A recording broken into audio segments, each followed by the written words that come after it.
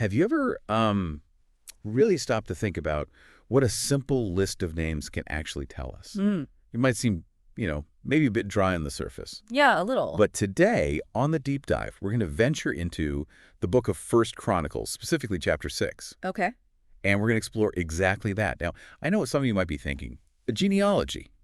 Really? Right. Pages and pages of names But sometimes. honestly, stick with us because this detailed family history of the tribe of Levi, it holds some surprisingly powerful insights, I think. Absolutely. And our goal today isn't just to read out old names. No. We want to dig into why this lineage was recorded so carefully. What does it tell us about service, about legacy, and how can it genuinely connect with and maybe even strengthen our faith today? Okay, so chapter 6 kicks off by laying out the main family branches of Levi. We've got his sons, Gershon, Kohath, and Merari.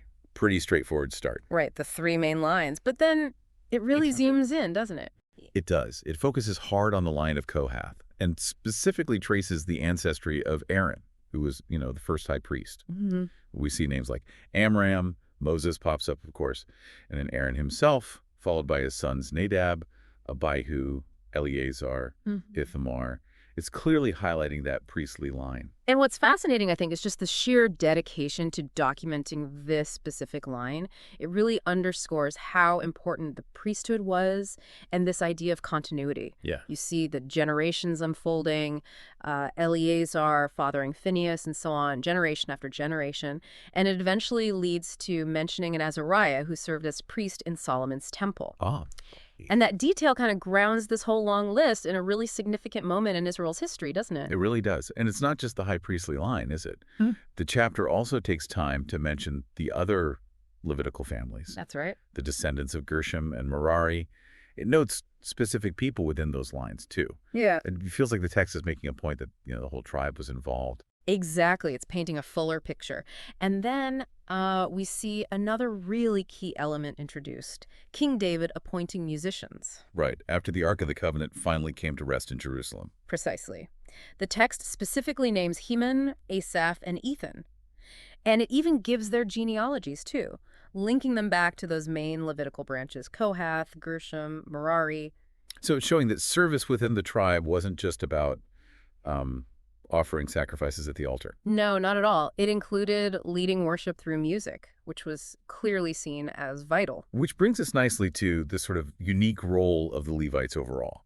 It's quite striking how they were set apart for God's service differently from the other tribes. Yeah, that's a key point. They didn't receive land as their inheritance, did they? Their inheritance was, the Lord himself. That's a really powerful statement, isn't it? It is. It really reframes what inheritance means. And their responsibilities were so varied. You had Aaron's descendants as the priests, handling the sacrifices, the incense, the main temple rituals, but the Levites as a whole. They had this broader range of duties. They were the musicians we just mentioned. They were gatekeepers, ensuring the temple sanctity. Right, keeping things orderly and sacred. Exactly. And just general assistance, first in the tabernacle and then later in the temple. It really emphasizes that all these different roles were considered holy work, service to God. So, thinking about it that way, this isn't just some dusty old family tree. It's really a record of devotion, of service. And that makes you wonder, okay, why go to such lengths? Why document all these generations so meticulously? What's the lasting significance here for the original audience and maybe for us? Well, I think these lists served a crucial purpose beyond just historical record keeping. Right. They really emphasize the unbroken line of God's chosen people, especially those dedicated to serving him directly. Okay. And the importance of faithful service being passed down through families, through generations. There's a timeless wisdom in that, Yeah. The idea that how you live out your service to God creates a spiritual legacy. It shapes the family's identity. Okay, right. So let's pivot to today then, because this is where it gets really interesting for us, I think. Yeah. When we look at all those diverse roles the Levites had, the priests, the musicians, the gatekeepers, the helpers, it kind of makes you think about our own faith communities, doesn't it? Absolutely. We all have different gifts, different talents, different ways we can contribute to what God's doing. It's not just one type of important service. Precisely. And just like the Levites were accountable, right? They had to maintain reverence for their sacred duties.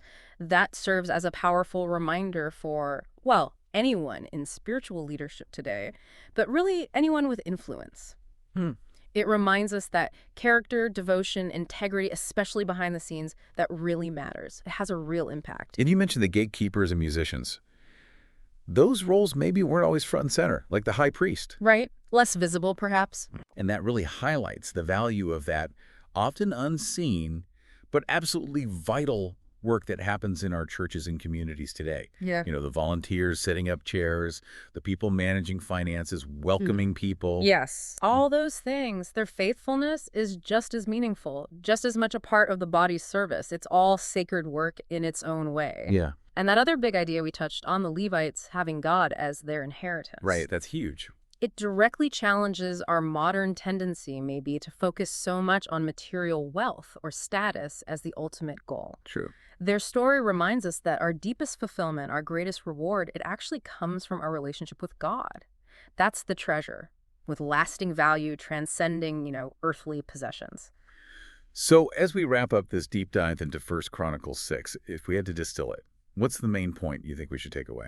Well, I think the core message is that even something that looks like just a genealogy on the surface, it reveals these really fundamental, timeless truths. Truths about God's intentional calling for people to serve him, about the sacred nature of all kinds of worship and service, the enduring power of our spiritual legacy, and ultimately the profound reward of having God himself as our portion, our inheritance. That's well put. And how does understanding all this, the commitment, the ancestry of these ancient servants, how does that actually strengthen our faith right here, right now? I think it connects us. It reminds us we're part of a very long line of devoted individuals who dedicated their lives in different ways to serving God. That's a good perspective. It reassures us that God has been faithful throughout history, working through ordinary people called to specific tasks. And it shows that our own commitment to him, our own service, it's part of that same big ongoing story. We're all called to serve in our own unique way. Yeah. And our faithfulness, however small it might seem sometimes, contributes to a much larger spiritual inheritance. It matters. That really does give you something to think about. Okay, so maybe here's a final thought, a question for you, the listener, to ponder this week. Considering the example of the Levites, their dedication, their varied roles, their focus on God, what specific aspect of your life, your service, could you approach with maybe a renewed sense of dedication, a renewed reverence, knowing that your faithfulness, however you express it, plays a part in that larger ongoing spiritual story? Yeah. Just something to consider your own unique contribution to what God is doing in the world around you?